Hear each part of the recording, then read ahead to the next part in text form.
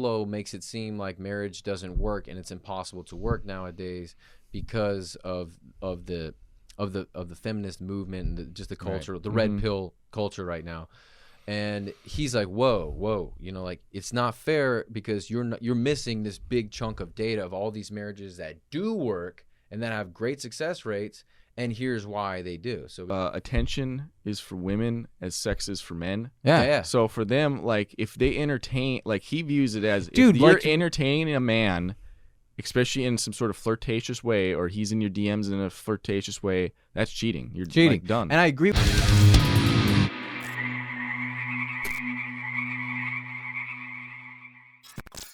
We are the Iron Disciples. In this podcast, we talk about bodybuilding, dating, finances, with the goal of being a better man, son, brother, husband, and father, with the focus of building strong families, exploring these topics from a biblical standpoint, how to do these things as Christian men. Hello. Hello, everyone. What we got going on today, Mike? Well, we got a debate that I stumbled across from Valuetainment between Rollo Tomassi and Ruslan. I guess it kind of turned into debate. It was more of a discussion that they set up. Rollo, for those who don't know, is the writer of the Rationale Male. Right. And we've talked about him in the past. I think we've all read the book. The father of Red Pill, right? Yeah. Gotcha. So the book, kind of to give a quick synopsis, it gives like kind of the reality of the intersexual dynamics between men and women, kind of, quote, unplugs you from the blue pill Disney fairy tale view of how relationships work. Right. And so this debate, which I thought was really good, and I think the audience should definitely watch, especially men. Rollo has a lot of great ideas, but I think a lot of poor solutions. Well, he just says he doesn't. Or he doesn't. prescribe He things. claims he doesn't give solutions, but he gives some He's got solutions. that roundabout way about him. Yeah. The idea is the data that he presents oftentimes gives people. It insinuates a solution. It says like your solutions are these. You know. It's Yeah. like here's the data. Do what you and will he's with so it. good with his words that he can just sort of sashay around what he's actually doing. Yeah. So he's a hard guy to pin down. I was talking Very I experienced. was talking to Phil this morning, and we were like, influence is one of those things that's really tough. Like, by walking the other direction and not saying anything, you can influence people. You don't have to try hard to influence people. People naturally are influenceable. I think Drew said it's harder to not influence someone than it is to influence them. Well, you can't Or not. it's harder to, it's almost impossible. You can't not influence somebody because then you'd be controlling their perception of your actions. Well, through your You can't do that. actions of not, then you're actually influencing them at the same time. You're showing abstinence on a There's subject. plenty of you're people showing- who try to influence people and get the exact opposite of what they're trying to do. So Like, it like, happens all the well, time. then you look like a con artist or something, Yeah. All right, well, let's get into a prayer and then rock and roll this. Did you have anything you wanted to add, Mike, before we do that? Well, I was gonna. We'll get into it after prayer. Okay. Yeah, let's get this going. Hey, you want to? Yeah. Heavenly Father, I just thank you for another beautiful day, another opportunity to just bring you praise and glory through our daily actions. I pray that you would just bless this time here together and be among our midst and just lead our thoughts, lead our hearts, and just help us have humble spirits and just be gentle with our words and be meek and be non-biased. I just pray that you would just prepare the audience's hearts as well if there's any offense taken. We're just trying to be honest and share opinions that we have and without any kind of bias. So I just pray that you'd be here with us and lead our tongues, our minds, and just lead us in speech, Lord, and just help us to have the discernment to bring you honor and glory through this conversation, Lord. I pray all these things in Jesus' name. Amen. I think it's funny that your prayer, you talk about bias, and that's a big part of Red Pill and the cultural bias between like what it is to date nowadays and like just what it is to be a man, what to expect out of marriage, what all this, I think the perspective that we're all discovering is that we are all biased. No doubt. I think that the idea is that we're biased. We're trying to tool our bias from a biblical standpoint. Because bias in and of itself has a connotation that's negative. You hear dogma, bias, it doesn't have to be that way. You can have convictions associated with your thoughts and your beliefs that people will interpret as bias, and we as Christians get that all the time. We're narrow-minded, we're this, we're that. So we're taking apart two Christians today, right? What's his name? Not Ruslan. We know Ruslan's a Christian, but sometimes I think not many people know that Rollo's actually a Christian too. Yeah. Right? He believes in the resurrection as well. Yeah, he claims that, and that. Yeah. That's his in the beginning of this, we won't go over that, but he talks about the end of his religion book. Have you read that one? I have not. I got it if you want to borrow it. But he actually claims this guy has a faith statement. Like he believes in the literal resurrection, and he goes into that. Which I thought was awesome. Yeah. Like it gave me that, because I already respect him as an intellect. And I remember when Joe was reading the book after you gave it to him, I was like, when was this book written?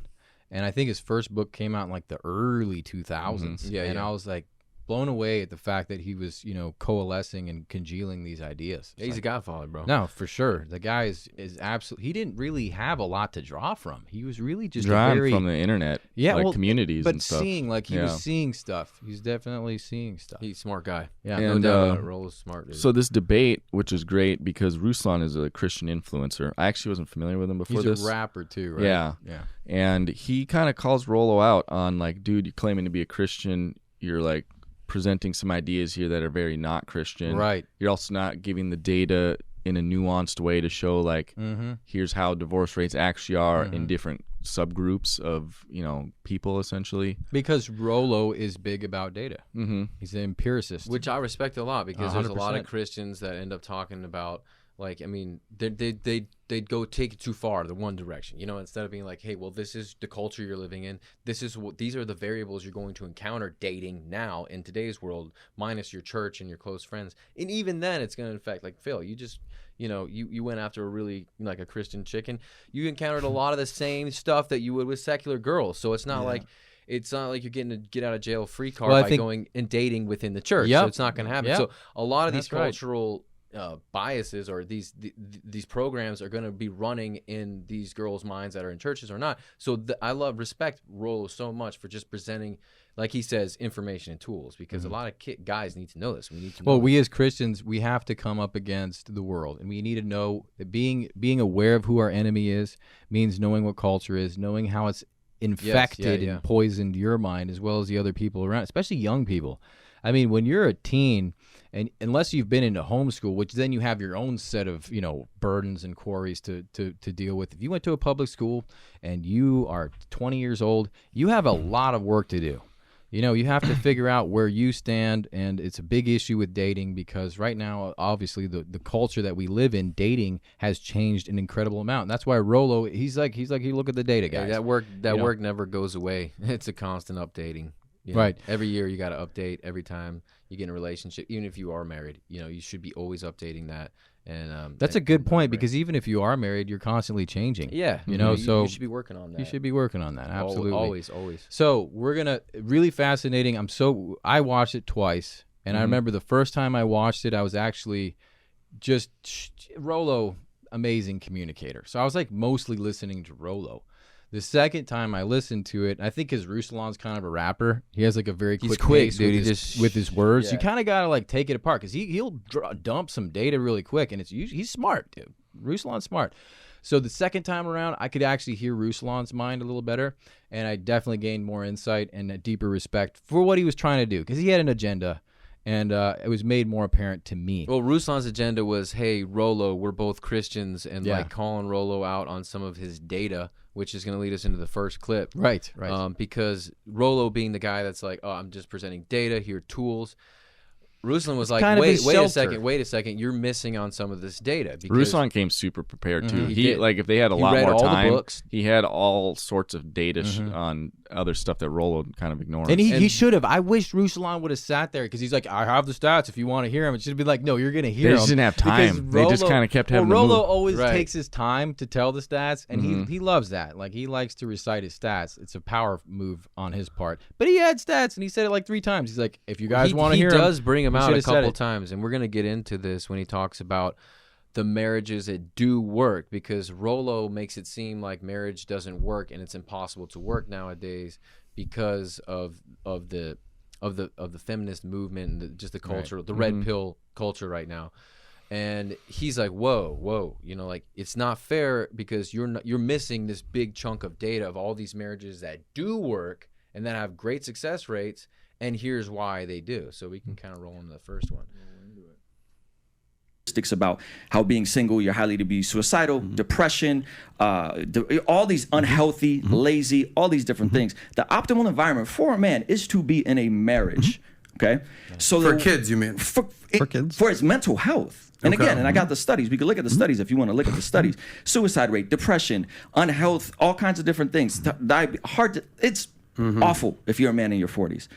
So the red pill is framing marriage as this caricature that maybe on the contractual side there are outliers where women take advantage of men, but the average case is that if you know how to make money, if you understand some of the game side of things, I would say there's some utility. And I think what you guys do a good job is you stir people away from some type of women that are, in my opinion, selection biased.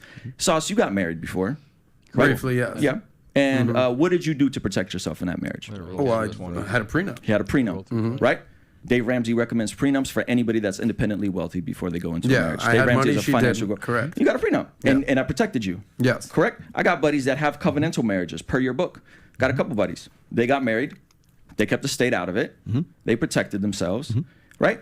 And so on and so forth. So I think primarily this caricature of marriage, man, is I think very toxic. On top of which you go on to glorify how being a virgin is ideal in a marriage, which is for the woman.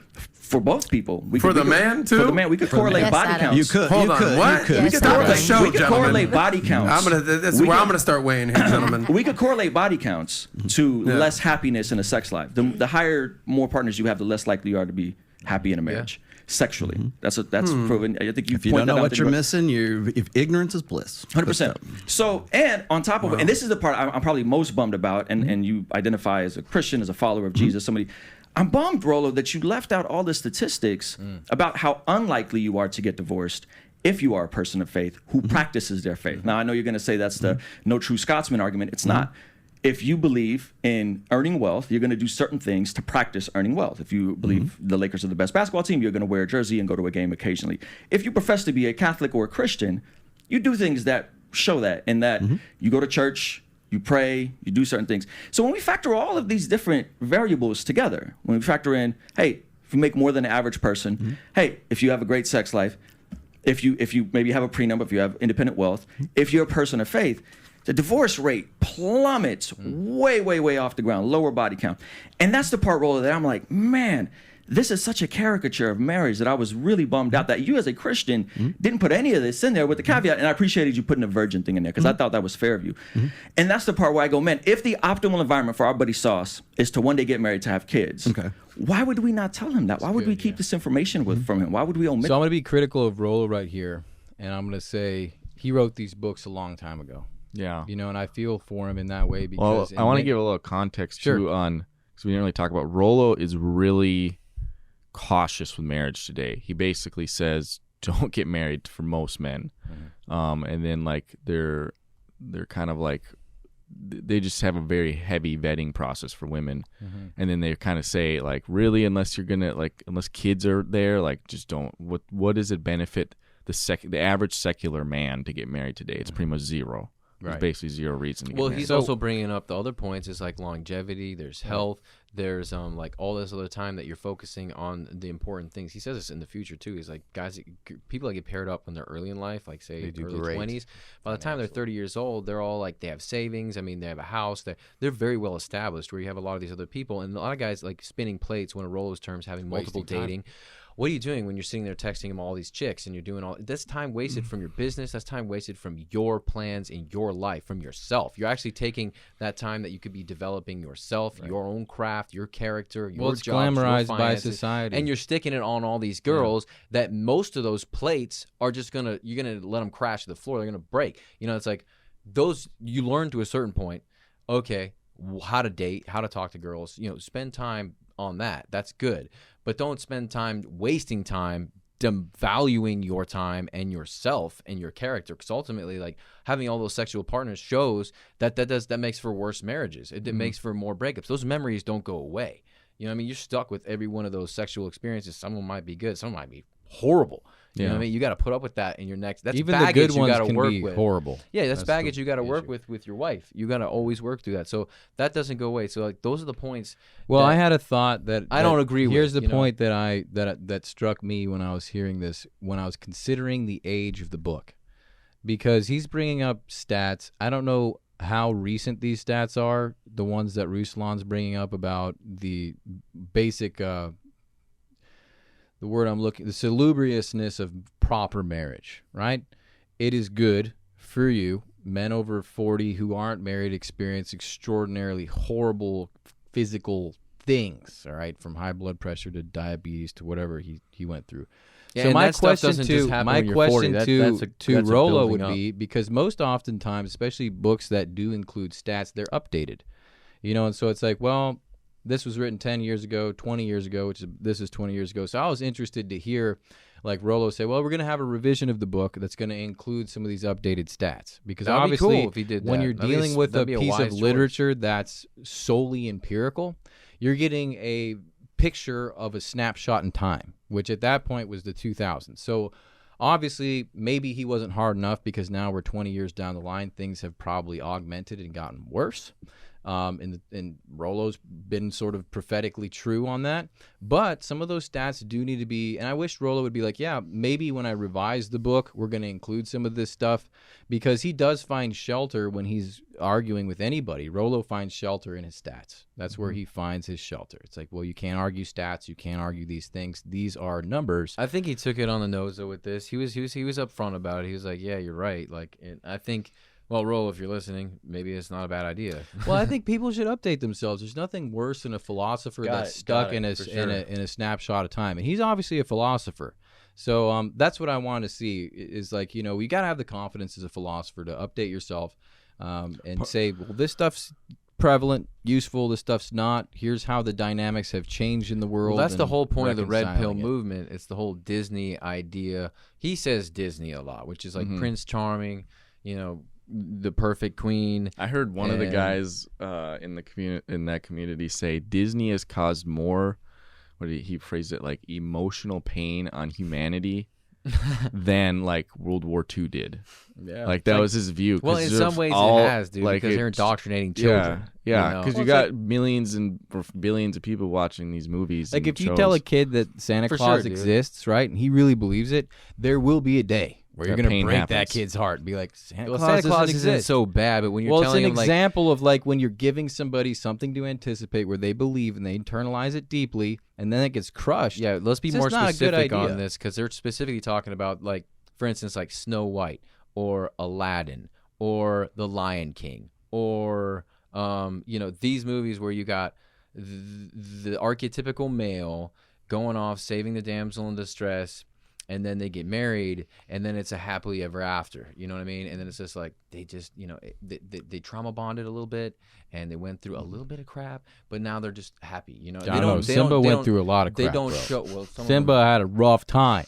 He totally did, dude. And they so did Aladdin. They went through a lot to get back to Kingdom. The movie always ends with them getting married and like the highlights and the fireworks, and that's where the movie ends. If you want a sequel to Aladdin, it's like them living in the same house, and like he's like, put your shoes away, Aladdin. Why don't you clean these turds up from this tiger? Like, what are we dealing with? I got a genie right? to do so that like for me. that's the movie no one wants to see, right? Well, like, that's why they you don't burn the darn satays again. Why'd you do it? Yeah, like, this is the kind you of see, stuff. so like that is the Disney. That is what we're talking about when you mean like we're selling this to kids. We're selling this idea of marriage as being like this silver line, like glorious dream, which it is if you put the work into it. If you understand, like. But this point that we're dealing with here is stats. So Ruslan is invoking different stats that may be more modern. Again, you heard him say it. Like I have. I just wish he would have shared some more. He does. Of what's I think going on his there. podcast on Ruslan's channel, he does have like links to him because he did a follow up thing to this. Cool. I would love and to I would see say that. I would say his stats are like a subset of what Rollo's talking about.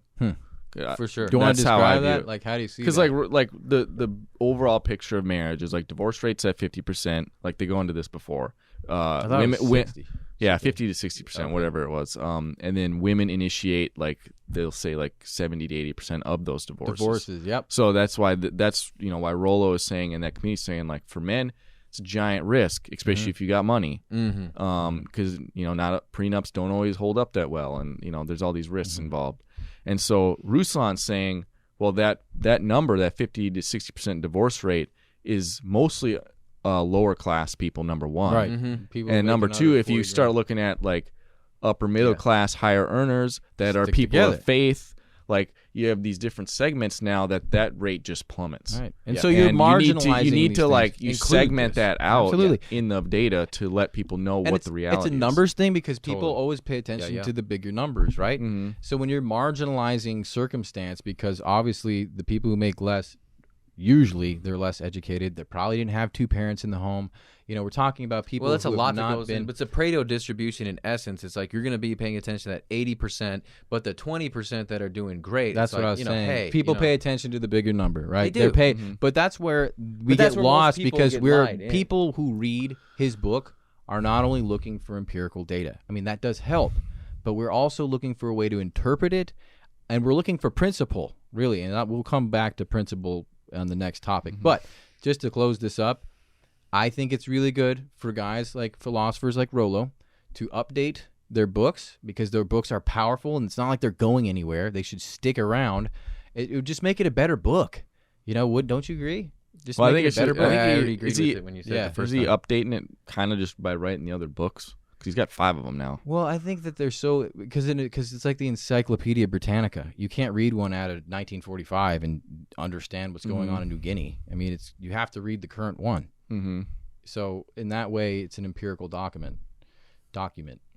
Agreed. Phil, what do you think? Did that book ruin your day? Your Disney fairy tale? When I first read that book, I didn't know anything about the author. So when I first read it, I was like, this guy's definitely secular. Mm-hmm.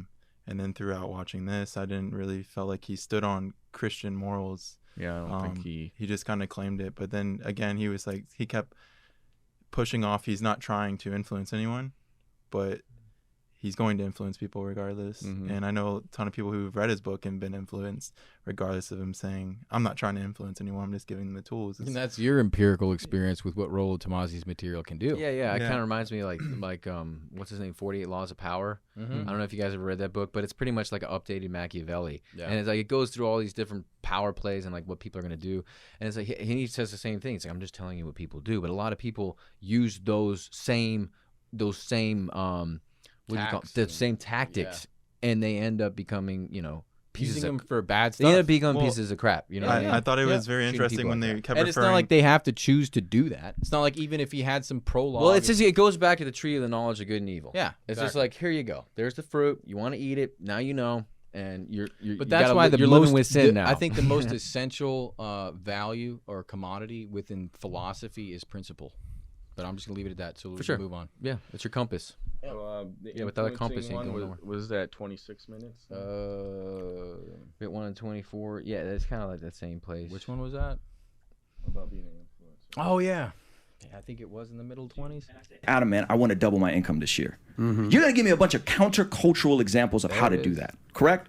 Countercultural? Don't go out and party every night. Don't play video games. Don't take on student Don't loan take on debt. student Don't just do loan that debt. typical 9 to 5. All the of whole that thing. is countercultural. The very fact that you're an influencer disqualifies any of that. The very fact that you're on, that you make, do you make more money as a rapper or do you make more money as an influencer right now? Right now, as a Then you're following culture. okay, but Even I'm as a building rapper, culture. you are No, too. but I'm explain building that. culture. Why is that? Well, I'm saying that our idea of what it is we want to do, our passions in life, and everything is like, I rail against social constructionism. I get that part of it, right?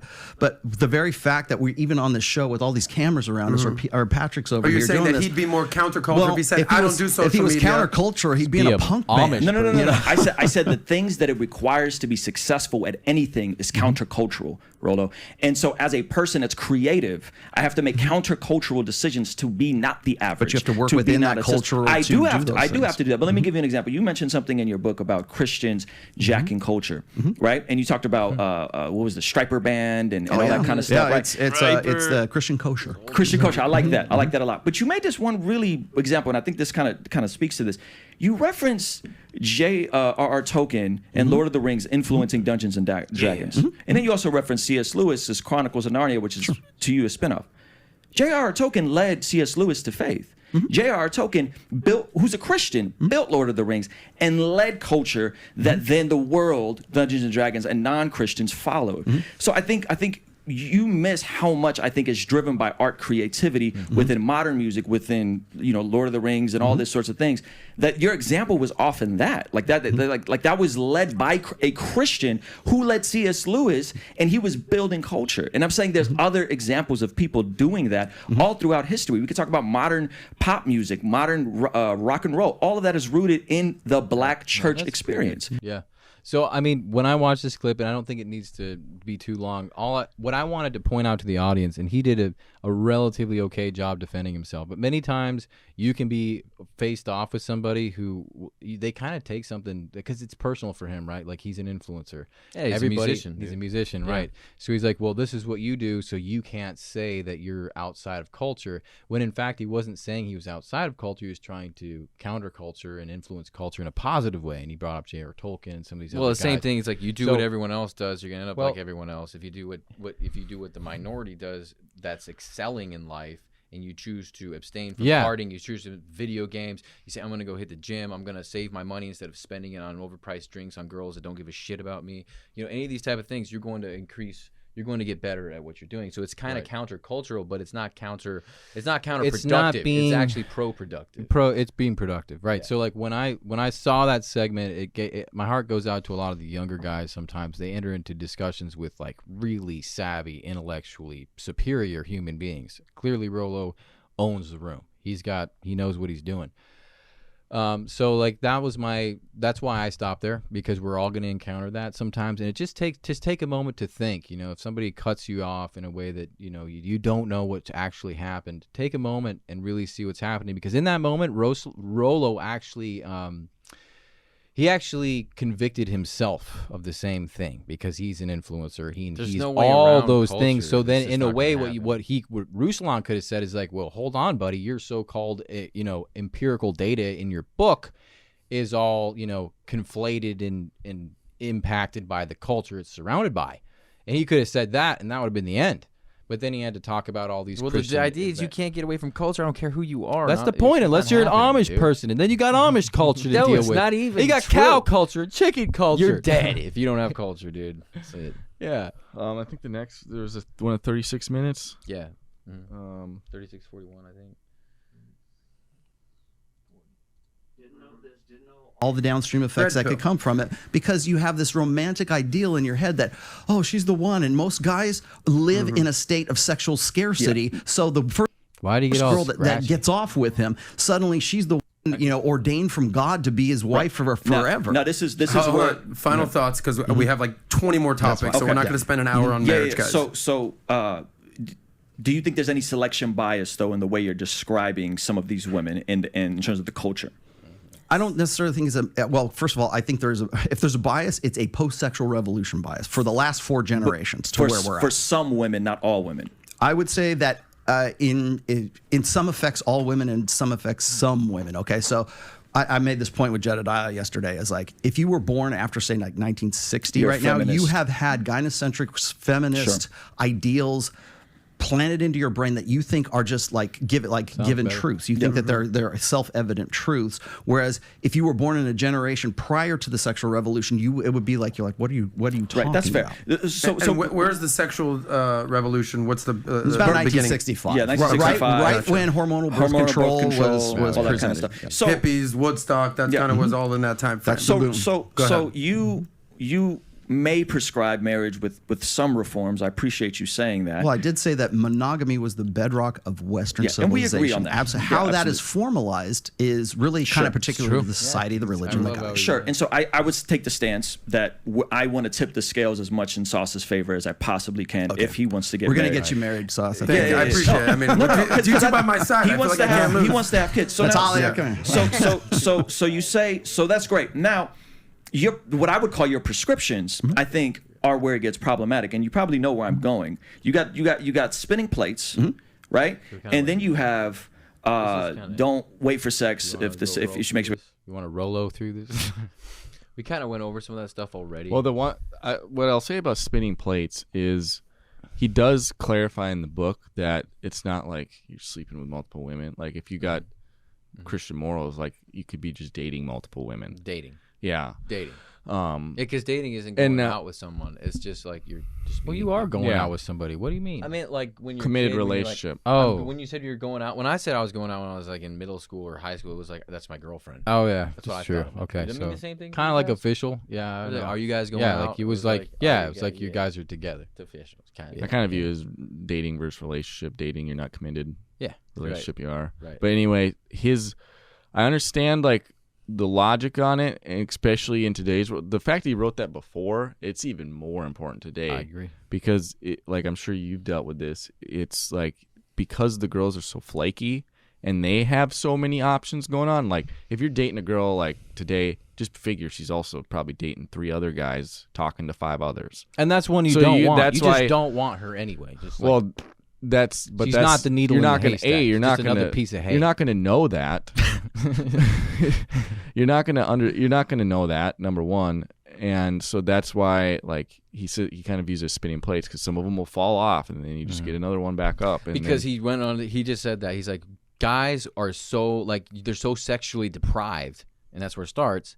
That once they get like any attention from like a girl, they're like, "Oh, she's the one, dude. She is the one." Big issue. And he's just trying to guard guys from making that mistake, right? And say like, "Listen, like, don't like be aware of like learn a little bit." But he should have said it was like, know what you want out of a woman, make a list, like be precise out of like. And you know yourself first, and that takes experience, and that does take kind of spinning plates. And no, I think that's why being brought up in a family where it doesn't even have to be mom and dad together. You can find these values in the church. If you seek them out, they're there.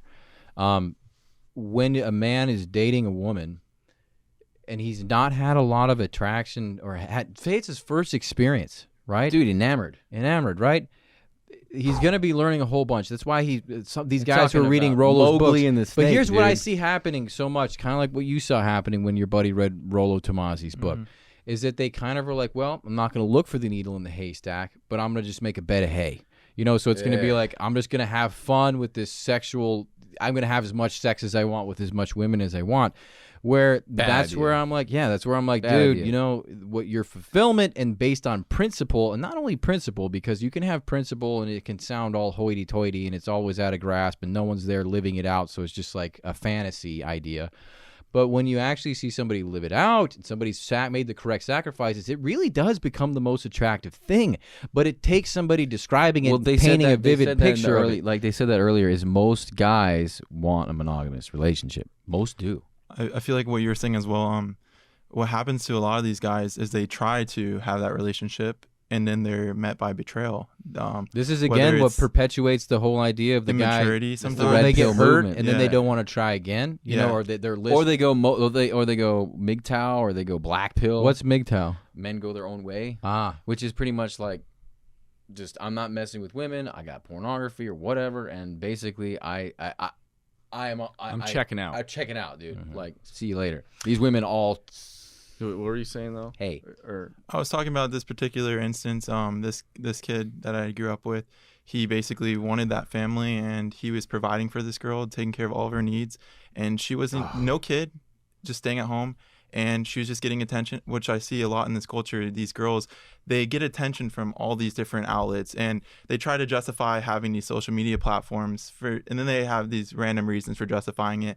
But then sidetracking, they are getting all this attention without admitting they're getting this attention because they're like, well, I'm not like that. They claim to have this higher moral, but then when it comes down to it, they like the attention. And then they get all this attention, and it's just like, it's nothing bad. He just sent this. He just sent me one message, and then next thing you know, it's like they're talking back and forth. It's like, we're not sleeping together, but you're opening the door. But you're feeding into it. John so was if you're saying, committed to someone and you are actually pursuing that, you want to be one flesh and you want to be one with this person, you're not going to allow all these other variables to have an effect. Well, that's where a man needs to be honest with himself. And that's where Joe was bringing up the whole enamored phase. Because when you're enamored with a woman and you're going through this Twitter patient, for those who haven't watched Bambi, it's the end of the movie. You get Twitter pated in the spring and you lose your brains, okay? Now, that phase is a serious danger because your friend, what happened to him, right? I've heard this story before from you, right? He had a kid with her and then... Had a kid with her, and paying all the bills. She wasn't even working, and then she gets this attention, and he's too busy, because girls have this expectation that they're going to get this amount of attention. They get in this relationship, they only get this amount because you got to do all this stuff. And then she's still getting this attention on the side instead of cutting all that off and not allowing those variables to even have a play. And I see this a lot of times where once people get into relationships, they still keep these social media platforms, and it just allows for entrance for these variables to take play, because you could be going through something that week and some guy just messaged you've never even talked to, and your boyfriend, husband, whoever it may be, you guys are going through this, they see that message, they don't know the background, especially in Snapchat where everything's gone after 5 minutes.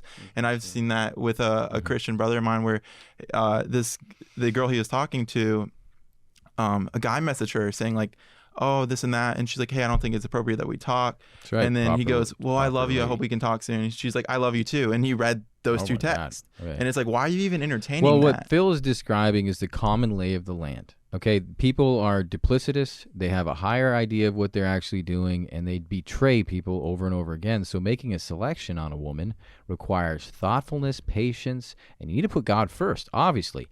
Most of the time when you find a woman that you're attracted to, like, it's the only thing you're thinking about as a young man. Well, usually you're not thinking about her personality. To say, like, she shouldn't have been staying at, like, idle hands are the devil's playground or whatever. She should like, be working, right? Yeah, like, that's part of the problem. And then number two, you got to have your boundaries as a guy and put your foot down. Like, I know, like, some of the guys in this community, they will not take a girl seriously if she has an active Instagram with a large following. Like, that's a nope for them. And you can understand why. They're addicted, bro. Like that attention. Yeah, you can understand why. Like that attention's just as much a drug for girls as it is for like we were saying, attraction for a man is from a woman for the first time. Thing. The one thing, it's powerful. Love it, dude. Myron said, worse than crack. Like Myron says, I think like attention is for women as sex is for men. Yeah. So for them, like if they entertain, like he views it as, dude, if you're entertaining a man, especially in some sort of flirtatious way, or he's in your DMs in a flirtatious way, that's cheating. You're cheating. Like, done. And I agree with that. Like, look at bringing up Disney movies, right? I think it's Cinderella. Cinderella, right? Cinderella. What was the evil queen doing? She was looking at herself in some stupid mirror. That was her thing, dude. That was the highest thing she actually had. It wasn't ruling over everybody. Yeah, it was looking at herself in the mirror and saying, "Who's the fairest, hottest babe out there?" And the mirror's like, You are not anymore. So yeah, right. This chick over here. So like, it's kind of something deeply rooted, right? Mm-hmm. It's competition. It's right there, man. Okay, well, chicks want to be looking at their own adored, image. man. Well, they want to be. That's why players make it in this world, is because a lot of players will get a lot of chicks by being, "Oh, baby, you're the most beautiful." Say all girl. that stuff. I love you so much. You're so amazing. You know, there's no one else like you. Like, no, I've never met another girl. And girls are like, I hate players, but like when a guy comes up and does it, like, eat it up, bro. They're just like, filet mignon. The love bomb. You know what I mean? And then the guy who's like not telling him all the right stuff, oh, he must be shy. It's like, no, this guy's actually being careful with his words. He's not telling you all this stuff. He's respecting you. He's respecting you being and himself. Honest. Because, yeah, I could read the script. I mean, it's on every movie. You want me to be a lying sack of cow But the point crap? is like, it's the same way girls suckers for those, guys are suckers for any girl that give them attention. That's the same thing. Like the sex so for now guys, I wanted to bring up attention this for girls. too. There's same two, thing. the Pareto distribution that they talked about, 80-20 rule. The 80-20 rule for guys who were higher value men who could. I mean, like the guys sitting around here, it wouldn't be an issue to find a woman that's attractive to say yes to hanging out. It's not an issue. But there are men out there who don't have the facility, and they're not great looking. We they may just be went overweight. over that, dude. So like Right. So it's like those guys, they really should be wary when somebody's paying attention to them, because they're not bringing anything to the table. Like, I understand if you're not like, you know, like an Elon Musk. He's not the most handsome guy in the world, but he's worth billions and billions and billions of dollars. So you have to know that you be honest with yourself. Like, what am I bringing to the table? You know, if you don't have anything, like, that's why I love Ruslan. He's like, dude, sharpen your skills. If you have any skills, we'll get into that later, bro. We want to keep on moving through clips here. All right. The next one is, we'll just play this. I think it's also kind of important. You were touching on it a little bit about kind of testing the waters, getting to know this person. But there's that verse that does talk about no one knows the heart of someone or the spirit of someone except for that person's spirit and God. And for the most part, not even the person's spirit, though. Yeah. It says none knows the heart but God. But it was talking about their desires. That person only knows their desires and their true heart's motives. And and it goes on to saying, who knows this? Hopefully, who knows God's mind besides the spirit of God? Anyways, the reason I was touching on that is it's just like, it's hard to know whether you can even trust people because the way our culture is, and if they're giving you these so many men and women are attracted to these social media platforms where they're getting this attention and they're not giving you signs to actually trust them. And then they're not working on trying to change in this direction of wanting to just have one companion and getting rid of these apps where they know they're getting attention. And they just keep dragging it out. And then it gets to the point of like that's why I feel like so many guys aren't entering relationships, because they've just been betrayed so many times and they feel like they can't trust anyone. So there's a verse or not a verse, but a quote that's like, do I trust everyone and get fooled by phoniness, or do I trust no one and live in loneliness?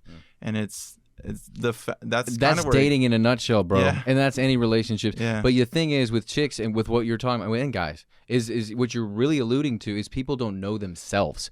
These girls don't know who they are. They don't know why they're saying, I want to even message this guy in the first place. Is it for attention? Do I really like him? Is he have a lot of money? Is he ripped? And do I just want to bang him on the side while I got another beta on the side? They don't even know what they're doing. So that they don't have a game plan, and that's why the trust isn't there. They don't trust themselves. These girls don't. They're highly insecure. Most of them, even like the most gorgeous ones, are very insecure. Like they're just so flighty that you don't even know what they're doing. And if one little thing's off, it's boom. You know what I mean? They don't know what they want. And the guys, they'll fall into this whole cycle, and then they get jaded. I got a great idea, guys. Great idea.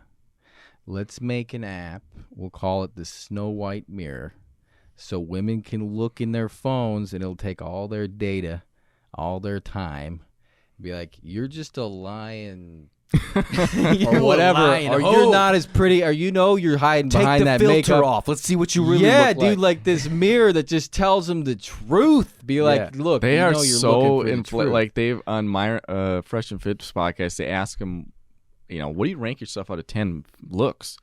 They all say 10. Oh yeah, they all say 12. It's that bad B mentality. They're like, I'm a bad B. I'm a single mom. I got. Well, it's because they got they so much attention on social media. They think they're that truly. For sure. That's why they need the app to be like, look, you get a lot of likes, but you're seriously stupid. Okay, how many books have you read? You haven't read any books. They could have your face on it. I'll be like, seriously, let's evaluate you. We'll be the mirror. Put some long hair on you, dude. Be like, yo, dude. Actually, you got long hair, but I want some have long old hair. lady on long hair. Dude, I want like a Lipstick. Morgan Freeman, except like a lady. Just to like calmly tell them that they're so bloated and full of themselves. Because people need to hear that. That's what parents are for. That's what good mentors are for. Yeah. They strip you down. And that's what the beautiful girls don't get do. enough of. And that's why their character doesn't develop. Well, you know what? I got a theory on beautiful girls. This will be the last thing. So we got to move on. Dude. Really beautiful girls, well, it doesn't matter. They're attractive or not. But the ones that are, because sometimes you see like not really attractive girls and the world treats them like go. Mike just but brought the point this is up. right. So the really smart ones understand that they're getting handled a certain way, and they know that it's destroying their growth, and they will stop reacting. If you meet one of those, let me know. I have. My wife's one of them. My wife is one of them. They're out They there. Exist, but they have that upbringing, and Sometimes they have had 8 years. they've had good. Usually, parents, they they've had actually that. have like. And one of the cool things that I've noticed, and anybody can use this. Anybody can use this. Is they have really passionate hobbies or interests that require discipline and putting aside their looks to be able to like rate themselves. Like if she's a painter, she's not painting stick figures, bro. Yeah. So she's being able to say like, that's so what am I beautiful. painting next to somebody else who's actually a good painter, and she's able to say my painting sucks because she's It's called a critical self-critical. Being self-critical. Self-critiquing, yeah. Being Being self-critical, yeah. Well, that's. I was just gonna say. I think that's a. That's how you thing. develop character. You need to have parents if to you see begin a that. really- You need to have siblings too. Like only children, kind of. That's a little different. But like you should have people that are being accountable and be like, hey, I mean, you're really pretty, but at the same time, What else do you have handouts? to offer? Yeah. What else? What are you doing? Is your with that? character being stunted from this? The one phrase I heard on that topic is girls once they're around 18 start receiving sexual attention. Yeah. Their maturity stops. Stunted. And their maturity starts again when they have to pay for a drink at the bar for the first time. Right. Which is probably around page 30. Yeah, down the line. But the other comment on what you were saying as far as trust and like its attention that I've thought, like some of these girls are so programmed to receive like a fire hose of attention. It's like Joe was saying, but can they them up?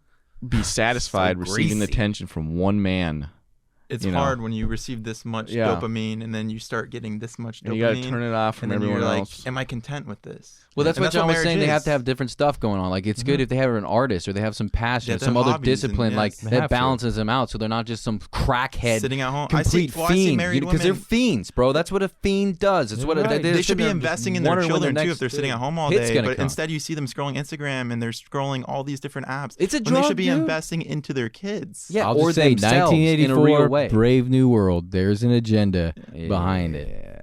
All right, let's keep moving. Okay, I want to go to Andrew Tate. I got this spot. You want to do Andrew Tate? Yeah, we didn't get him. I don't like him. Yeah, neither do I. Is that a quote from the Bible? No, this is the Bible of Rollo. The Bible, save your weekends for women who've had proven an interest in you, sexual, and relegate those who haven't to Tuesdays and Wednesdays, and then you say don't ever wait for sex. If a woman makes you wait for sex, I don't say that is not what that says. By the way, I don't say. Okay, it's here's the rule. Okay, Iron Rollo Tomassi number 3 is this: if a woman makes you wait for sex, the sex is never worth the wait.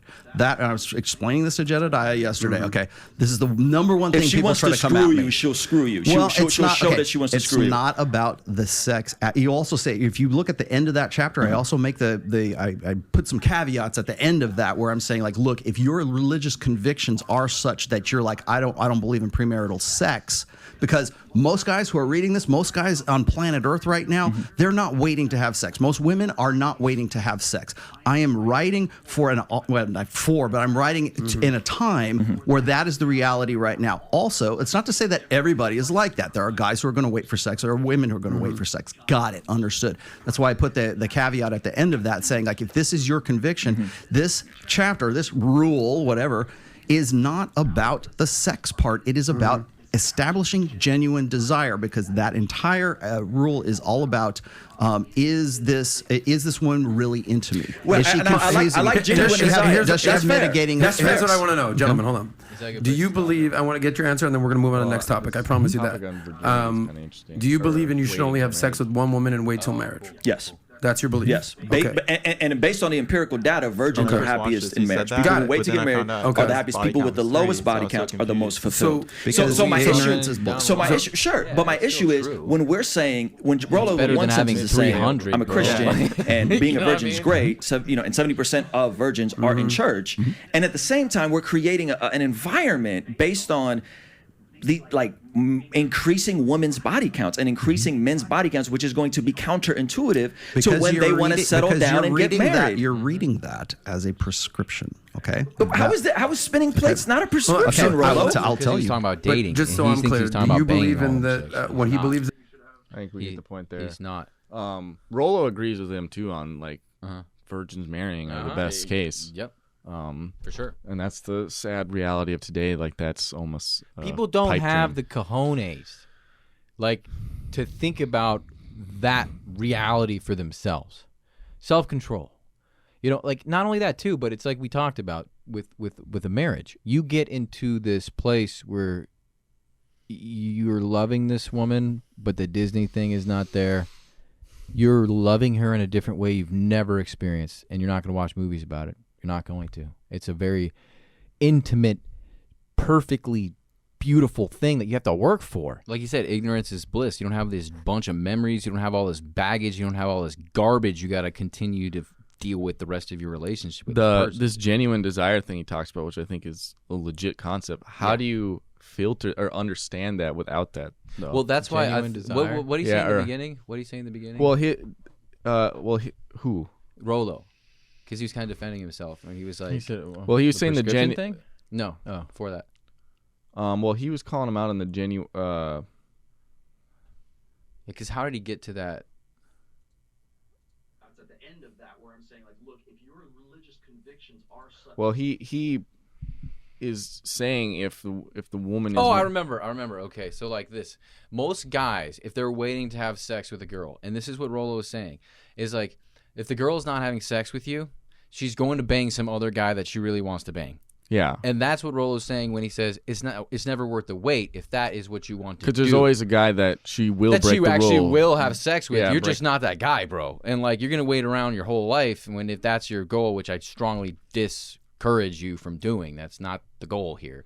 But that's what he's saying. He's saying, like, if it's not working out for you, dude, it's working out for someone else. But I mean, You're just the not guy. rules of discipline are always the same. God made this world so that there was a wonderful synchronicity within the lessons learned. So if I want to be the best guitar player or the best writer, I'm going to put aside time and go to where no man is. I'm going to be a trailblazer. I'm going to be a pioneer. I'm going to be Lewis and Clark on that. Yeah. And I'm going to go into that zone of the unknown. Yes. And I'm going to try. And it's a lonely zone. You're by yourself. It's struggle. It's pain. It's all those things. But that's what the discipline yields. And you have to find somebody who's down with that if you want to find a good marriage. But that's where people are devaluing themselves, where they're like, you know what, I'll enter. I need sex. Well, I'm a man. I need sex. The okay, world's saying like men need sex. You just need it. It's a need. You kinda It's like you do, but you don't if you're going to try and have a good marriage down the line, right? Like it's like you're sacrificing You don't need a high something. body count. It's just like this bowl. You don't It's need a to go bowl out of and bang a bunch lentils, of man. girls. It's like, not you know, gonna do any good. the bowl of lentils, right? So Esau could have probably survived, or he probably could have, you know, I don't know, done something else, albeit that's the whole idea with discipline, right? He was in a tough space. He was in a place where he really needed food. Yeah. Just like men are like, I really need sex or whatever, but they decline it to themselves because they don't want to give up their birthright. They don't want to give up their marriage. They don't want to destroy something beautiful that if they invested in themselves, knew their value, could stick it out, they would be making the right choice. This goes back to the 80-20 rule, because like most people, and they have the marshmallow experience. I don't know if you guys are familiar with this, With but the kids, yeah. with kids, they say, hey, listen, they put them down on the table. yeah. They say like, listen, I will give you one marshmallow right now, but if you wait, I think it's like 20 minutes or something, excruciatingly painful for like a 5-year-old. yeah. It's probably like an eternity, dude. I'll give you 2.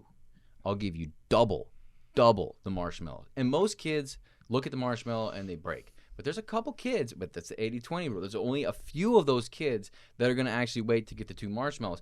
And that's what we're talking about earlier on with the cultural like indoctrination. Most people don't have the ability to say, I'm going to abstain from video games. I'm going to abstain that's from these what pleasures. Ruslan. I'm going to abstain from doing these things so that I can progress and be more productive in the things that I really do care about, because that takes sacrifice. Well, and it that's what also you're saying, takes John, right? teaching, because like you have to learn. I would be willing to bet that those kids who were able to stave it off for 20 minutes, those kids, they had probably parents that were used to saying, wait until you're finished eating dinner. Yeah. If you don't eat until everybody's at the dinner table, you don't just start eating, or you know, you pick up your They stuff. had self-control. Right. They were taught that. So I mean, Yeah. like when you look at Ruslan's main issue with Rollo, he's like, we have to teach this to people, man. I agree. You know, that was his issue. And I think that, like you were talking about a little bit earlier, and I was just about to touch on this, is like if you look at how many people grow up without a father or without, how many people are in single homes, you know, where they go between, and then the parents are always at work, so no one's there to teach the kids. Yeah. And then they go to school, and I mean, I was in 6th grade when they started teaching about safe sex. And they started teaching about how to have safe sex instead of talking about these other things. They've been attacking the family since. That goes back to That'll influence. It's destroy like we're people. talking about how to have So- safe sex. We want kids to have a bunch of babies and stuff, but we're actually influencing them to have sex. That's right. And that's kind of what we're dealing with the whole time. That you need good, strong parents and strong families to give discernment on information. But so right that now, and kids this is what grow Ruslan up being wise. down the line. I think it's Rollo. He's like, where are kids getting it from? Remember that part where he's like, where are people learning stuff? And he's like, Yeah, YouTube, and he says YouTube. right? Google. Joe and I have said this from the Instagram, beginning. It's Facebook, like we had this TikTok. thing, like when we were 18, when all this stuff was going on. We were like asking questions. This is when it all began. Like I think one of our buddies got Siri for the first time. It blew our minds. And I was like, you know what? We were talking. I think we were high or something, but it was like, Mom and Dad is now Google and YouTube, right? So if that's true, then we have to populate Google and YouTube as cultural influencers and countercultural influencers with the truth, because that's the way people are getting their information. We know that there's a very rare, is there like a really solid household that people are coming keep saying from. rare and needle in a haystack, and we True. keep going to the Pareto distribution, Yeah, which man. is the 80-20 rule. So the fact of the matter is there's not a lot of good chicks out there or guys. And there's not a lot of people that are very successful in the world. That's why like 1% of the wealth or like the majority of the wealth is held by 1%. That's just the way it is. So most people you're going to find in life are going to be on this paradigm, which is what everyone else does, which is the pleasure seeking, which is not a life Hedonism. of hedonism, Hedonism. which is not going to lead to a fulfilled, successful, bountiful life. Okay, it's just not. But like Mike, so you have been practicing self-control for a long time. You know, you have gained this insight from where? Where is your desire, that deep-rooted conviction, that resolve to say, I'm waiting for my wife. And my wife, I mean this much, we mean this much, that union in the future means that much to me. I do ask the question sometimes because I'm like, I don't remember. My parents must have ingrained it in me when I was younger. I don't remember specific conversations. But that's where part of my assumption is it came from. Because immediately, like when I was considering dating, like I always had it drilled in my brain that I'm thinking about this person as my wife. And like I had these strict rules on like matching beliefs, like even when I was like 19 thinking about this stuff. Wow. So I don't really know the inception of it. Wow. But, and then also frankly, circumstances have helped me. Like, frankly, I was just a nerdy, kind of ugly gamer kid at that age, so it's not like I had a lot of options with girls anyway. Now that's changed. It was a blessing. It was a blessing. It was a blessing, bro. And that rusty Subaru, you know? Yeah. So total like, chick not magnet. Nope. So I think circumstances can change your But perception even so, your too. circumstances have changed, you know, and so that perspective is huge, though, because but now what I will say, what is frustrating is it's like you've got through this far in your life, and then you feel like you're near the finish line, and there's just like zero people that have done it that way. And it's just especially on the woman side of things. Like, okay, I'm just gonna rant on them a little bit because Rollo brings up their kind of the average woman lifespan. It's kind of so from 18 to 28 is when they're taking maximal advantage of their beauty. They're having fun. They're probably running through quite a few guys. Oh, yeah. Even if they grew up Christian, they're not really avoiding much of this stuff, frankly. And then when they hit age like 29, 30, 31, it's like, all right, it's time to come back to Jesus. Time to go back to church. I got to find a church guy. That's when they start talking to me. And I've just heard these kind of things over and over again. And that's Mike's just such like, a turn off to me. I don't want no part of this garbage collection, son. That's like, I didn't like go through all this and this self-control to like deal with your baggage. And so that's part of my frustration. Mike has an ideal mate in his mind, and he's not making any concessions. Well, I mean, obviously I've made like I'm not gonna chase a unicorn when that's what it seems like today's culture is they're all unicorns. Yeah. They're worth having. Well, like we go back to the Pareto distribution, and what we're dealing with is it's literally a needle in the haystack you're looking for. You know, that's what prayer. You know, that's just the way it is. When I became a believer, and I was not like you, bro. I had a very loose idea of what dating was and all that. It was awful. But I remember getting so fed up with it that I just didn't do it for like 3 years. That's what Mike says. He's like, I'm happiest when the 6 months when what I is don't that? date. What is that acronym? What you guys brought up? It's like would men tune out or men MGTOW. Men go their own way. I kind of experienced a little bit of that, you know. Freedom.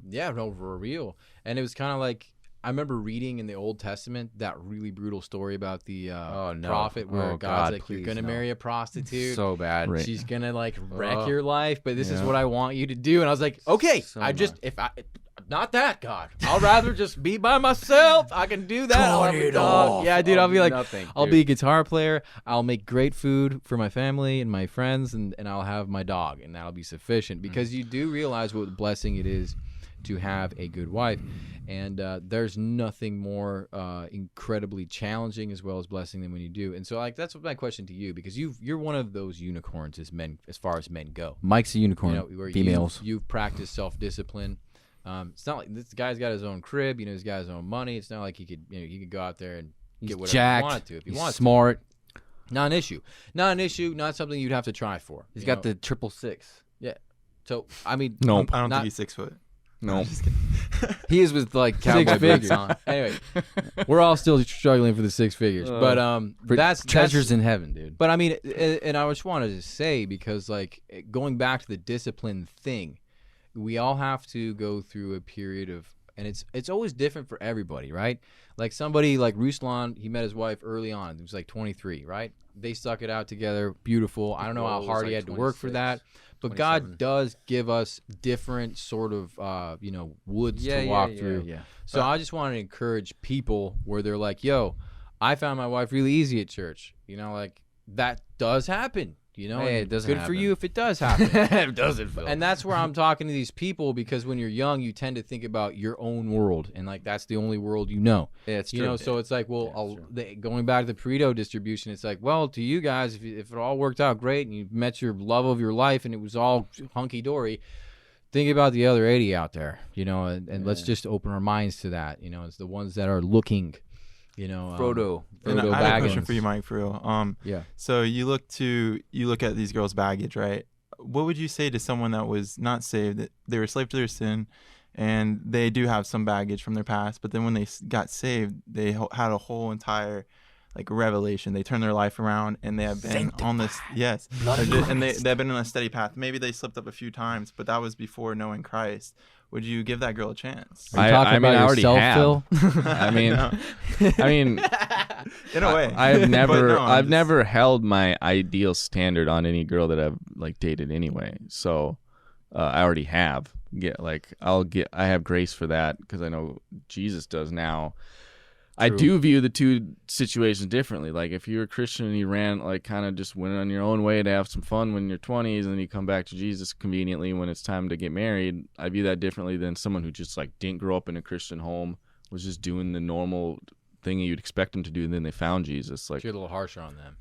Yeah. I would be less harsh on them. On the people who grew up in a Christian home? No. Oh, on the people I would be opposite. So that situation you described, I would be less hard on. Yeah. Now so there's still the body count thing in my head. Yeah. But the reason I brought it up is because you said basically the girl you're looking for is this unicorn in a haystack. Well, then you would be rolling out all those girls that. I just want to say that finding a unicorn in a haystack would be pretty easy.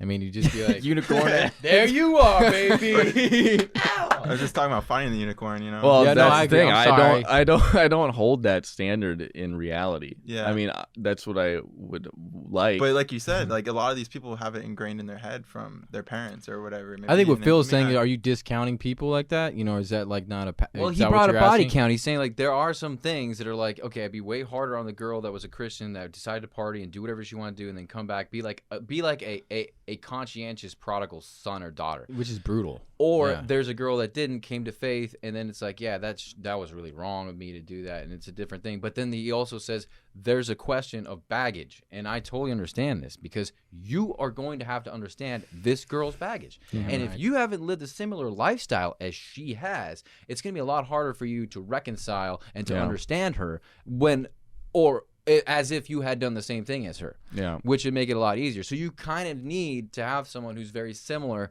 to you in your progression of life. Otherwise, you're going to be constantly being like, well, what is this? Preferably, yeah. And I think the problem with body count, too, just in general, it's a lot harder when you're in my position, I think, than people who have at least a body count so you can somewhat relate. For sure. Exactly. For body, sure. It's almost impossible. There's definitely a limit for me that's pretty low. Right. All right, let's get to the next one. I want to go to Andrew Tate because this kind of leads us into this. Andrew Tate. What was the timestamp on that? Yes, I got it right here. I got it right here. It is Andrew 1 minute or 1 hour 4:37. 1:04:37. 104. I got this one off the top. Go for it. Yeah. Right? So he cites kings and sultans of always having multiple women. We've heard his opinion on that. We can play even a video on that. In one interview, he said that the father doesn't need to be around their children, that it's the mother's job to look after their kids, and that he saw his dad once a month and when he's younger. But the point is, this guy's everywhere right now. We've actually have an exchange, if you want to play that TikTok video, Natalia, and we'll let you guys weigh in on Andrew Tate and everything he talks about these days. Let's see this video. Everything he talks. In a nutshell. Audio. I feel like this girl wasn't very smart either. No, dude. She's just like, oh my God. He's right. And she didn't even question anything. That's what happened to Ruslan. It happens all the time. What happened? It's the double standards. I understand that. But in a relationship, it's a partnership. Yes. Right? You and me, we're together. Since when? You know what I'm saying. when you're trying to build a partnership and a life with someone, the end goal is you two together. Agreed. So why cheat? I know. I understand where you're coming from. My point is that relationships and life is full of double standards as a whole. A man's going to pay for everything everywhere you go, right? This is duty as a man. Do you agree? No, I do like traditional. Okay, so you agree. So you're traditional, right? So if you want to talk about traditional, let's talk about tradition. No. Every single man since the dawn of human time had more than one woman. Every single king, every single emperor, every single sultan, every single conqueror since the dawn of human time had more than one woman. Every single male in the Old Testament. Every single one. Read a history book. Read the Bible. It's all in there. The Quran, all of it. You want to talk about tradition, it's all there. The only reason your mind is different, the only reason you believe differently is because of society. Society's come along and told you something. Yeah, but society, we can change. Like the world evolves, things change. The world evolves, yeah, that's right. Now men cut their dicks off and their chicks. All right. Okay, so I'm finna debunk this right now. Yeah, get it. Get it. Finna do it. All right, finna happen right now. Yo, Tate. Cut that all right? tater tot in half. You're right that a lot of these guys, they all had harems and women and everything. More importantly, did it do them any good? Let's take biblical reference. The number one OG, wisest, richest, most bangingest dude, King Solomon. All right? What screwed him over was women. What destroyed his kingdom was women. Yes, he had a harem. Did it do him any good? No, it did not. In fact, we could say that it was his downfall. Okay? It was the equivalent of him hitting the crack pipe behind the scenes and being like, we don't know what happened. He was a really good guy. God came down. He blessed him. Most wisdom ever. Dude, ever. That to me is the And he's still scariest hitting the part, crack pipe in the background. And that's what I tell people. I'm like, you know what? Girls are the number one drug, my friend. Number one. Yes, they're the number one. Yeah. Okay? So, yeah, all these guys got harems. Yes, it's normal for this to happen. But does it do you any good? More importantly, no, I don't think it does. And you could say that women were the cause, but if you really look at the deeper cause, it's the fact that they had an insatiable crack pipe addiction to sex. That's the issue. Yeah. So it was a perversion of something that God gave us that we're supposed to enjoy. That's really nice. Sex is amazing. It's supposed to be amazing, and it's supposed to be one of the best things we get to experience, right? But when it's perverted, it can be your downfall. Now Solomon, I mean, the scariest part about Solomon was he was the wisest guy in the world. So if he's the wisest guy in the world and he's still susceptible to this kind of stuff, I mean, gosh, you better be praying all I'll play the time. devil's advocate on Solomon. I don't think it was women. It was his choice in women. So it wasn't necessarily because he had multiple women. It was because he was picking women of other religions. But see, and this is where we talked about it. When you go with multiple women, dude, I'll play devil's advocate. I'll do you one more. I'm not done. Go ahead. Okay, look, once you have multiple women, what do you want? You always want different. Yeah, so Paul's like, oh, I got all these Jewish babes. I need some weird, freaky crap. Canaanites, Hittites, that's the way it goes. So it grows that way. Yeah. So good luck trying to keep it all, Amish, dude. When you got some crazy. Okay, so let's take it back. Let's continue. You're like, I wonder what that feels like. Let's continue playing devil's advocate here with the men in the Bible. Okay, so you go back to the three dudes, Abraham, Isaac, and Jacob, right? Abraham had Jewish wives. They were sisters. Or was it Isaac? Or Jacob had? I think Jacob had the sisters. Yeah, he had Rachel and Leah. Rachel and what's the other one? Leah. Yeah. You know that name. So I heard that story 100 times. He's like, I know this name. All right. But they were Jew. They were sisters. Mm-hmm. And they still, there was conflict in the family because one was being favored and one wasn't being favored. And obviously, people, that's a big issue. That's why you're supposed to become one flesh. Yeah. I mean, think about it. That's a big issue. And that they're all Jews. That's a nice way of putting that. So, you're going to be getting text blown up all day long, and you're going to be sitting there going, I'm about to kill both. I think Adam was probably like, right I now. had one wife and that fruit incident, bro. I am not getting another one. No way. So, I mean, like, it's true. One works best. Yeah. Well, I think in his argument's wrong, too, just because if you're going to bring in the religious examples, they had rules around it. Number one, you got to marry him. He's not marrying the other women. He's he's got one main one, and then he's sleeping with the other ones. Number two, you had to marry him, and then you had to be you had to be able to take care of them all equally. Mm-hmm. Like if you bought one house, you got to buy the other one. There's strict rules on that in Islam, Mm-hmm. and you got to be able to equally provide for them. You can't Andrew show Tate's favoritism. not doing that. Good luck not doing Andrew that. Tate is the master of taking things and speaking very emphatically. The same thing that I was trying to point out to the young guys. Talks where you in can absolutes. have Ruslan Absolute garbage, get dude. sort of run He's not over by giving you somebody any because he's speaking emphatically. And the issue is they're not waiting a second to let the thoughts congeal to say, well, look, is this guy talking crap or not? Yes. He's obviously talking crap. The turds are rolling. First, I mean, the second thing that he was talking, that Ruslan brings up and that everybody kind of does, I think Rollo does a good job too, is he's like, you know what? No one's going to be doing this. You're talking about 1% of the population of men who could actually have, a bunch of wives. And even like you said, like say for instance, these guys who can have a bunch of wives and they're Muslim and they can pay for all the houses and they're all taken care of equally. It's still not the ideal situation. You're still dealing with You're still dealing with the 1 percentile of men. But the issue that I take with that is what he calls tradition. That's no way traditional. No. If you want to take the top earners of the whole centuries and the kings and the dukes and the whatever, those guys, yeah. But the majority of traditional men, they had one wife. No, that's not even up for debate, dude. Yeah. I think he is correct though in the sense because the it's the majority. I think most men in history haven't reproduced. Yeah. So in most of history, it was polygamy, and I think that was out of necessity because society was so poor. It's like a woman, I can go marry a peasant. Now, are we going to live through the winter, or I can go be one of 10 wives of this rich guy? Once again, the Pareto distribution. And I think that's what it happened out of necessity a lot of times. Yeah, and then it would be war. You'd like war brides. You have a kingdom conquer another kingdom.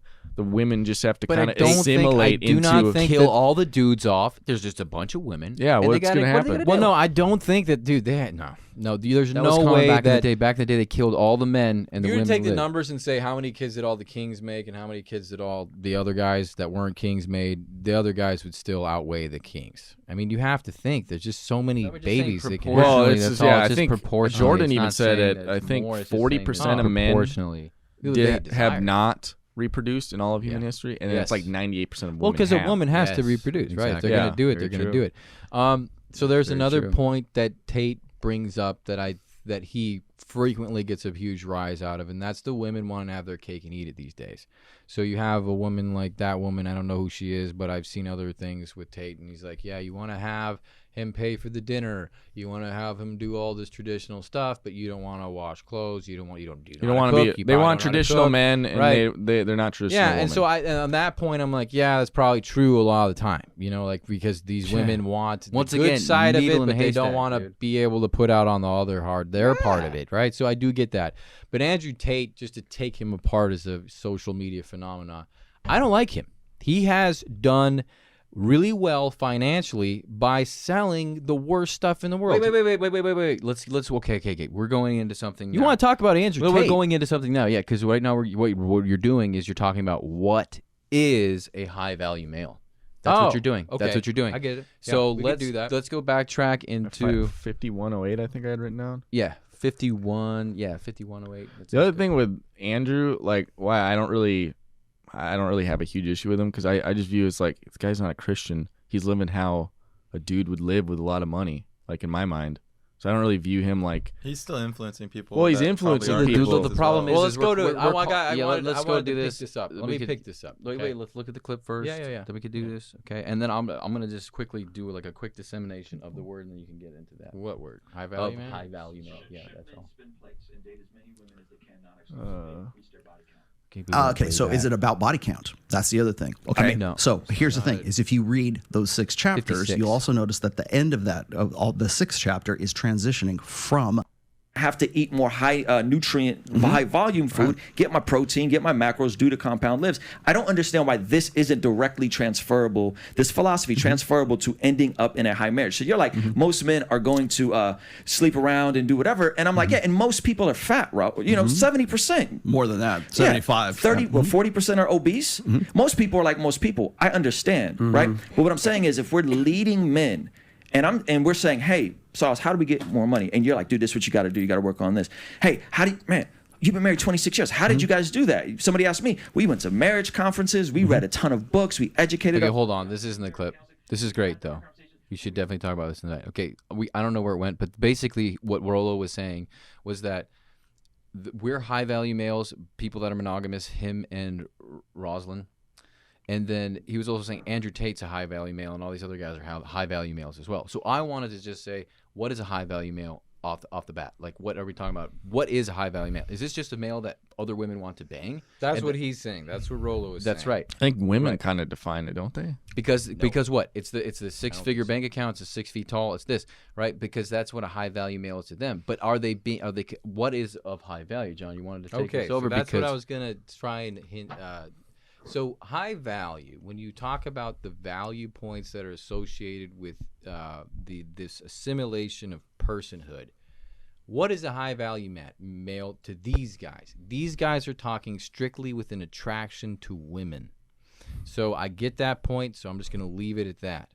But we as Christian men know that a high value man is a principled man that's not just his value is not being determined by how attractive he is to women or the world for that matter, but in his legacy and how he's obeyed what God's calling is for his life. So principle, if you want to make it secular, we'll just say principles, a principled man.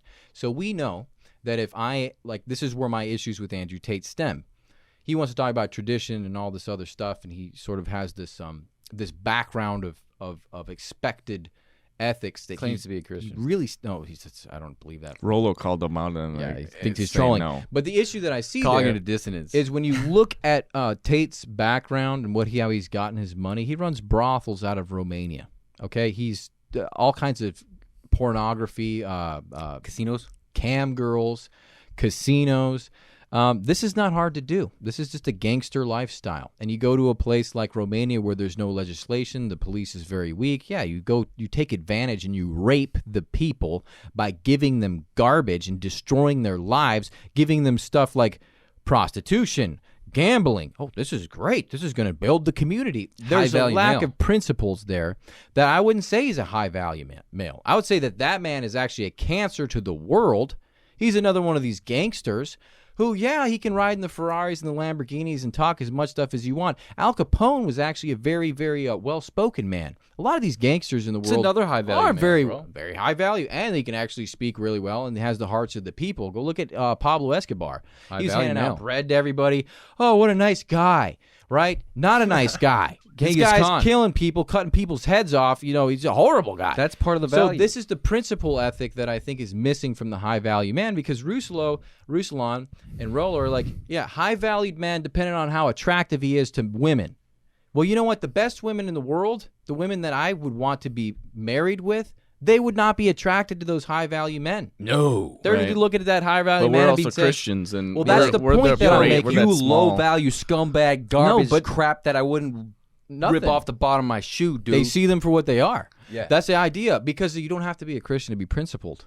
We see that all the time. So what I'm saying is what you're saying is a high-value male is strongly principled on what your contribution is to your community. The danger is number one. It could, if you're a Christian, if you're not a Christian, but are you benefiting in a positive way your community, the people around you? Yeah. What are you doing? That is the most high value. I remember when JP. You remember when JP talked about it to Joe Rogan? Joe Rogan called him out on his podcast. He's like, "Oh yeah, like he sounds like he's successful because he was basically writing off. You have a ton of chicks, a ton of money, and basically you lied your way up to the top." And they were having a discussion about how do you get success. And and Jordan was like, "Well, that's everything. If you lied to get your success, that's not success to me. It's not." If you means the end. That's what I was going to say is the highest value. The means is your does not justify. There we go. See, now the this is integrity and honesty behind it. Right. Yeah, and think these are kids that are real. They're being indoctrinated and influenced by guys like Tate, because obviously you want the fast cars, you want the hot chicks. They talk about in this video about the easier route is Easy the route that most people take, because it's like, oh, this guy makes content on this and this and this because it's the easiest to get clicks on. Where he's like, the stuff that's harder to get clicks on and the stuff people don't want to talk about, where I notice all the time the people that want to get rich quick, especially in Northport where I grew up, is they would all go drug deal. But then it's like they get to this point and they're like, oh, look how successful I am. And it's like, look how many people's lives you ruined. And there's no difference with these influencers. It's like, look how many people's lives you ruined to get to where you're at. And then you get to this point, and then you're still producing garbage. And it's like, it's a means to an end. So and eventually what's you'll the have high to value face to that? The means doesn't justify the end. It never does. Because those guys end up either hurting the people around them or they end up hurting themselves. And the end game is like, Al Capone, high value male. He's in prison. His you know what I mean? Like, or Pablo Escobar, dude got shot, and he's like, his kids. Well, these guys are all seeking their own glory. It's not that glorious, bro. Well, I mean, you can't seek glory in a way that we have to be thoughtful of what glory is, and this is why teaching and using these outlets is important. That's why Ruslan's really trying to get him to wake up. He's like, you have a giant audience, they're listening to guys like Tate who say they listened, that Tate learned everything from this guy, and so Rollo must be, and there's a serious issue. I'm sure Rollo has an issue with that. And you can tell that even when he talks about Tate, he's very careful because he wants to keep a good rapport going with Tate. Yeah, you can and tell it's like, dude, Tate's going to drag you down with the way that he's influencing young people, and they're going to think you're the Mr. Maestro Miyagi in the background. This is why I was so angry when he put himself and Ruslan on the same set. Oh, I would say they're all high value. They're not. I'm like, dude, no, that don't even But stop. but this is the paradigm they're dealing with. They're looking at through the kaleidoscope of attraction of women. Yeah, I understand that. But that becomes the ceiling. Well, that's the secular view of men, though. See, no, I don't believe that. I think most men are trying to climb ladders really for access to women. I don't believe that. I mean, that is the case. Right. That's like the candy diet, right? Like that's what. That's the 80-20 rule, dude. That's it's not truly. The 20% of the other guys out there that are actually beasts, that actually benefited the world, that changed history in a positive way, that did something for this civilization, that made this country reality, the country that Andrew Tate or whatever can't make his business in because it's generally unlawful and wrong. And the reason why China does all its slave labor, and the reason why we are what we are, is because we had dudes that were actually high-value males create this thing. Most of them were monogamous. Well, those men we're talking 0.0001%. And those are the guys I'm concerned with. Because don't you want to learn from them? Well, yeah, but I'm saying, like, to define a high-value male, like, it's got to be a little bit broader than 0.0001%. No, I don't think it should be. You know what? You got to Jesus was one guy, so I'm all about the narrow I'm never going to things. be like Jesus either, but, I try and what fail. we're but I think there's two lenses to describe that topic. One is like the Christian moral integrity view, which is the view obviously we take, but then there's the view of like, what are most men want out of the world? They're gonna mold themselves into being what chicks want. Well, bro, you got Aristotle. You got plenty of philosophers. That's what I was gonna You got say. a lot of French philosophers too. Descartes. There's a bunch of them. These guys didn't necessarily prescribe themselves. Even our founding forefathers, a lot of them were deists, bro. They wouldn't even they weren't even like Jesus is the one. These men were just oriented. What I'm saying is in a way following Judeo-Christian values. So if we they knew that there was more success to life. There's more dopamine when you die to know I didn't just make a bunch of money and bang a bunch of chicks, but I actually did something that benefited the world and the people that live in it. Is way better dopamine rush than any of that stuff. Well, we're defining. I would totally agree. Yeah, no, we're defining words and we're defining culture because the words work to define culture. They define ideas, and so we say high value man, right? So that's where I'm like, yeah, what is a high value man? If we're saying a man, we're not saying a highly attractive man. We're saying a high value man. We need to define value and what are the supporting? What's the structure? How do we frame value? It's not just women. And the men who have actually impacted generations in a positive way were men that put others before themselves. And that's not the idea that they're getting with the Ferrari. And you only see those guys because those guys are the assholes that want everybody to see them. Well, let's take right? some archetypes like Batman, bro. He had $1 bajillion, and what did he do? He sacrificed his nights, his time, his fortune, so that he could go out into Gotham and make it a better place and save the people, the good people in there, which was the minority of the people. All right, against the other Andrew Tates, all the other people taking gangsters, bro. Those are people. So the archetypical hero is inclined to sacrifice his life for the greater good. Those are the archetype. Those are the highest archetypical heroes. That's what they do. Jesus That's what Messiah. Buddha did. That's what What's the other guy in the Iliad? What's his name? Anyways, it's just that is the character. Well, I think that's the idealistic view. But I just want to point out that we have a responsibility in the way that we engage Instagram. That's why we do the Aaron Disciples, because we understand that we are trying to be a voice. We're trying to augment a voice that is the 1.00 or the 0.1%. We're trying to get these guys to focus on what that is rather than all the static in the room. And the static in the room is usually the assholes that want the videos of their success. They want to go posture and show what they're doing. This is where they get their rise. And we have to re-educate. So, yeah, it doesn't matter what you do. I think we're just balancing the scales. Well, it doesn't... attempting to a little bit, Mike. I think a lot of the time people would be, and this is just an idea that I have, if you go out and you do the right thing, like the 1% thing, and you try to really sacrifice and put others first, you are going to inadvertently attract the females that are good. Today. What was it?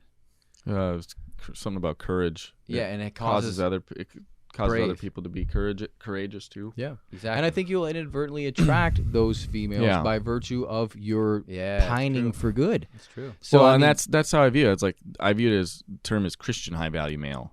The other term is a secular term, and that gets redefined every year, in my view. Yeah, but I mean, we have to be more courageous with how we take those words back, because there is only one high value. We have to. And really, the high value, the term high value male is something like these guys created. I've never heard it used before. But a high value male, that's again, it's like it's not saying a highly attractive term, male. I think. Yeah. So like, well, I view it as that's why I brought the archetypes. I view it as their view because they're trying to do that. They created that term high value male, which is basically just what do chicks want, right. Pretty much. And I would just say we need a completely different term like that.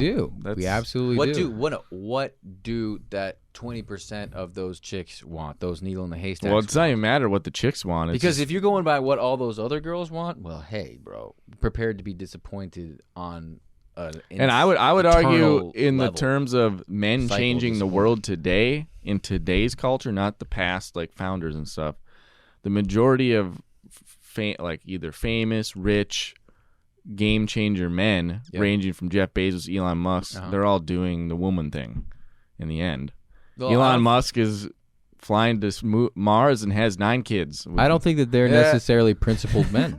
Well, exactly. I'm saying that's what they're the richest men. They're the men with the most money, but are they the principled men? Well, they're the men changing the world, like, I would say. We respect, well, not really. Doesn't mean the ones that are changing the world are like the Jordan Petersons, the Brent Weinsteins, even Joe Rogan. He's got one wife. These are the men that are changing and affecting. And we're saying change the world. What we're really meaning is in a positive way. Mm-hmm. Who's enhancing the world? I would say who's Elon's enhancing doing the space? Enhancement. Well, I mean, yeah, he is. And I'm not saying I would say I'd even give Jeff Bezos the kudos to that. See, for me, that's a stretch because I don't know, like, the ambition that I see in Elon, like, even the batteries in his car is debatable. Is that really a great idea? Like, okay, you got people in the space. Like, I mean, these are accomplishments, but are they bettering the space of humanity? People look at Elon Musk's life and Jeff Bezos. I want to be like him because he's got a lot of money, so I'm going to work all the time. You could work all the time. We could work for these ends that don't mean anything. That's why Christian value system is what gives us meaning. Because we work hard, but we're working for other people's benefit. Well, it's not just we're not only working hard for other people's benefit, but we're working hard to please God. We're trying to be obedient with what we do. Well, there's morals that come along with your capitalism. It's like, is this a good way to make money? Am I benefiting people? Like, there's that. Those things are on the same level. Maybe benefiting people a little bit more than making money, because if you're screwing someone over and people are getting destroyed, then it's like, maybe I won't do that. But anyway, that's where I think, like, it's almost kind of fun. Like, you got the people that are just doing outright, like Al Capone or whatever, high value male, he's just doing gangster stuff. Yeah. But you got the freaking, like, CEO of some major bank. Like, they're Big screwing people gangster, over, bro. like they're the biggest gangsters. 100%, biggest gangsters. bro. So, and the biggest gangsters. and everyone highly respects these guys. I Like, don't. No one is right now. It's a politician. Jumped. Yeah, so same are banks, the World Bank, all this stuff's coming down. Well, this is where people need to be educated, because if you hang on, Joe, if you're a young man, you have this. It's like a fantasy. You're building yourself, and this fantasy is being informed by what you're absorbing, what you're eating up in your YouTube, your Instagram. What I say. Juice Merlot said this: attention is a moral choice. Well, that's exactly what you're saying. Ian McGilchrist said that. No, McGilchrist. Yeah. Oh, I think he did. Yeah, it was. You're right. Juice Merlot. But that's so that's what I was trying to say. When I saw high value men, I really think that, we're in a battle for words. We're in a battle for words support the way that ideas are made. So we cannot allow people to take these words. The devil, what we're fighting against is Satan himself. What did Satan do? He lied.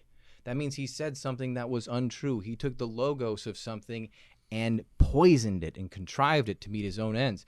We need to take words back emphatically, boldly, because when you take a word back, you're working in truth. That word is influencing from God's point of view the world around it. So it's not your word, it's God's word. That's why when you learn this, you've got a sword in your mouth, cuts through everything. Truth. This is why we have to take back the words and be very critical of men and be like, oh, you think it's a high value male? Well, what is a high value? What's indicated? That's what you see Jordan Peterson say this all the time. What do you mean by belief? Comes out with the machete. We have to go through and say, yeah, that's exactly right. We're going to say, what do you mean by belief? Do you actually have a definition for belief? Or are you just throwing this out there because it's like a nebulous feeling of a word? You don't have a belief. You don't have an idea of the definition, and we need to figure out what that is. These are false claims. So loosely we're based building on people's your fantasies. identity. We're building the young men's ambitions, their aspirations. Yeah. This is what we do: is we serve as surrogate fathers to the people we're influencing. Yes. Yeah. I think we're an hour and a half in. One more thing. This is what we just ended on this clip. Well, I was going to say we should just do this as 2 parts because we Okay. still got quite a few clips left.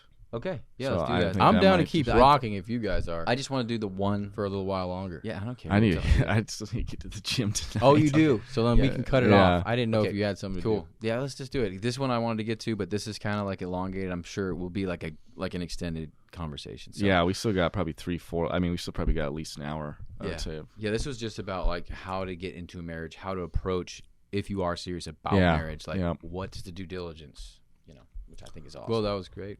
Yeah, that was Yeah. fun. That was Good fun. conversation. Good idea, Mike. Yeah, we great need idea, to do Mike. more of this. There's lots sure. of content Agreed. out there Yeah. we're talking about. Yeah. Great stuff. And So, I yeah, just love thank you, Phil, for being here, brother. Yep. Of course. Yeah. And next time we'll probably hear more from Phil's perspective in the courting world. One of the few of us who've actually courted. I didn't actually court. I think that was courting. I would call it courting. I would- call it courting. I don't know. I mean, Close. courting is Attempted courting. and it's an attempt. Yeah. I just felt for courting there needs to be a relationship, and a relationship needs communication. You guys There's- did have something going on, though. We had something. but Otherwise, it how was- could it last? Okay, for next episode. Yeah. Anyway, How can it last? Yeah, yeah. it lasted a Save while. it. Yeah. Save it. All right. Brew it. You can close this, Phil. All right. Heavenly Father, I just thank you for gathering us here tonight and just being able to just dive into this topic and just be able to help influence men out there that are struggling. I pray that you could just work in their hearts, work in their minds, and just draw them to good morals, good virtues, and draw them to the fruit of the Spirit, the truest high value of a man, just integrity, honesty, patience, just fill the lives of these men that are listening today with a higher value for themselves. And I just pray that you'd work in these men's heart and just help them value themselves higher and just have a higher self-esteem, something that a lot of men struggle with. So I pray over the men that are listening. I pray over the women that are listening too, that they could be woke, as it said. You could wake up some of this generation to the subtle effect that social media and all these platforms and all these influencers are having on this generation of people, and so subtle that they don't even notice it, and then they start to advocate for the enemy and how deceitful sin is and how easily it can lurk into lives and just destroy them. So I pray the power of the Spirit comes into our Christian brothers and sisters that are listening, and they're able to grow and know you deeper, Lord, know the fullness of your love, and just find contentment in you, Lord. So I pray all these things in Jesus' name. Amen. Amen.